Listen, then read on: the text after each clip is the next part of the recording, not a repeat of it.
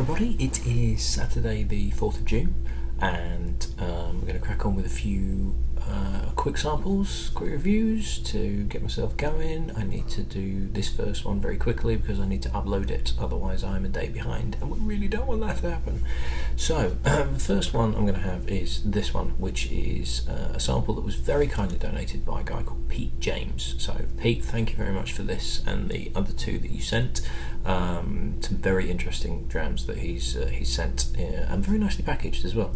Pinky and cute, I like it. So this particular one is called Woodinville. It's a relatively new distillery that was opened in 2010 and it is here in Washington State. Nothing to do with Washington DC, which I've always been a little bit confused about, and I've only just got some clarification on it doing the research for this.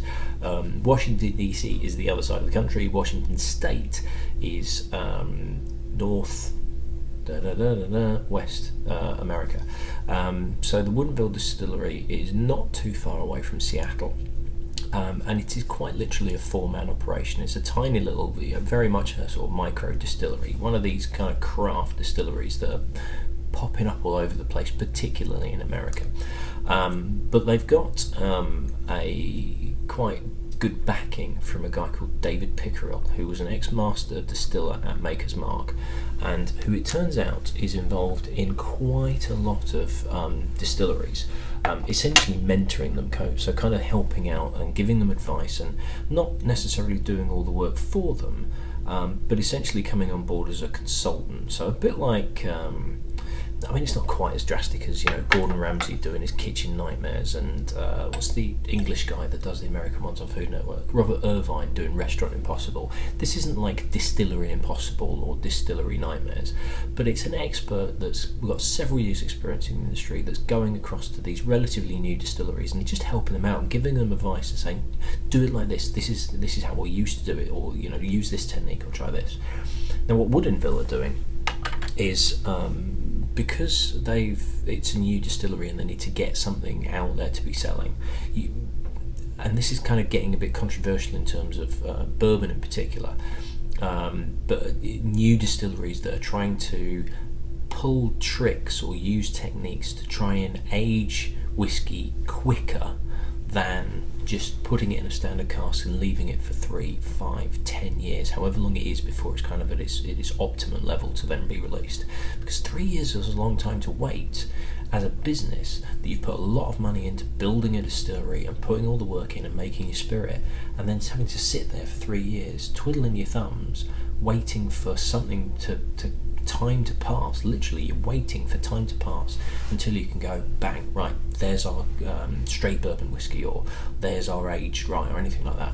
So it's Woodinville have, I think it was a vodka, or it's either a vodka or gin that they've got, but what they're also doing is using micro casks. So it's a micro cask is that they've got are handmade American oak 8-gallon barrels. So these are pretty small casks, and they're pitching it in that there is 3 times as much whiskey in contact with wood, which is where you get your maturation from, as opposed to a normal sort of standard barrel that's used in whiskey maturation. So by having more whiskey in contact with wood, you theoretically age it at a quicker rate, because the maturation of a whiskey is all about the interaction of the whiskey in contact with wood. So if you've got smaller casks but more of them, you've got more whiskey in contact with the wood that is doing the work and pulling the flavours in and out and interacting with the cask itself directly to pull off the flavour. So this is they had a micro cask rye, but this is a relatively new micro cask bourbon. Now what I don't know is what the split is in terms of the corn to rye to barley, however that works out. We're obviously looking at more than 50% corn to become bourbon, but it's not a straight bourbon. So although I did get that completely wrong on the Four Roses, I'm pretty certain it's not straight bourbon, it's just bourbon. So I'm guessing it's age front. It'll be under age front for 2 years. I'm probably completely wrong about that. If I am, barrack me in the comments. But new distillery. Pete himself has been to the distillery, seemed really impressed with it, with the notes that he gave me, so I'm very intrigued to see what this is like. Now this is a really interesting colour. It's a real kind of burnt caramel colour, really kind of not dark, but it's got a lovely, definite sort of burnt ochre to it. On the nose it's nice and spicy, 46%, and there is a little bit of heat on there, but not massively so. Lovely, classic sort of raisiny, rich sweetness from a bourbon, but there is a sweetness to not sweetness, there's a freshness to it. There's sweetness, yes, but there's a freshness to it as well. Interesting, almost very, very gentle, like white pepper. And a bit licorice on the nose there as well. Quite smooth, not much burn for 46% as well. Not quite as much on the palate as there was on the nose. The nose has got more character to it than the palate's got. Let me give it another chance.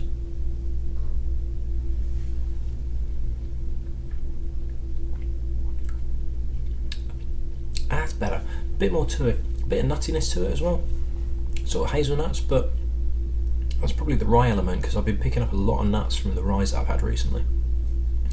But the raisiny sweetness that's on the nose isn't so much there on the palate. It's not quite as rounded as I was hoping it was going to be.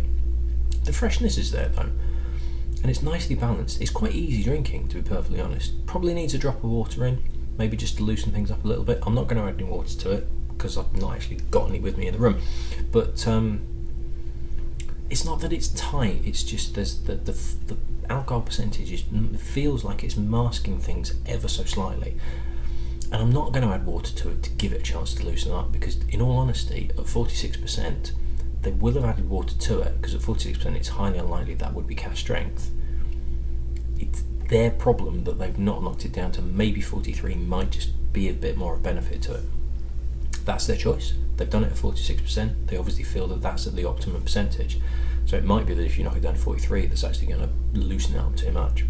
It's just lacking something. Just a bit of weight and a bit of depth.